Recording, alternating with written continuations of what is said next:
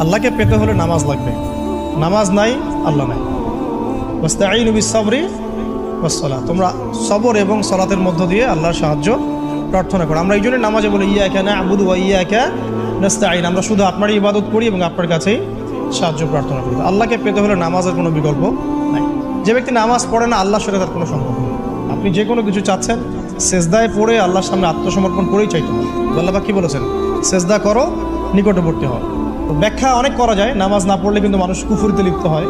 যে ব্যক্তি মান তারাকা সালাতান মুতাআম্মিদান ফাকাদ কাফারা, যে ব্যক্তি সালাতকে অস্বীকার করে, ফরজ নামাজকে অস্বীকার করে, সে ব্যক্তি কিন্তু কুফরিতে চলে যায়। বাইনা রাজুলি ওয়া বাইনা শিরকি ওয়াল কুফরি তারকুস সালাহ, একজন মুমিন বান্দা এবং অমুসলিমদের মধ্যে পার্থক্যই নামাজ। এক বাক্যে নামাজ না পড়লে ইসলামের রশিটা কেটে যাবে। মুআয বিন জাবালকে নবী সাল্লাল্লাহু আলাইহি ওয়াসাল্লাম বলেছেন, কেউ যদি সালাতকে ইচ্ছা করে ছেড়ে দেয় সে ব্যক্তি আল্লাহর জিম্মেদারি থেকে মুক্ত হয়ে যাবে। তার উপর আল্লাহর কোনো জিম্মাদারি নাই, আল্লাহর নিরাপত্তা জিম্মাদারি থেকে সে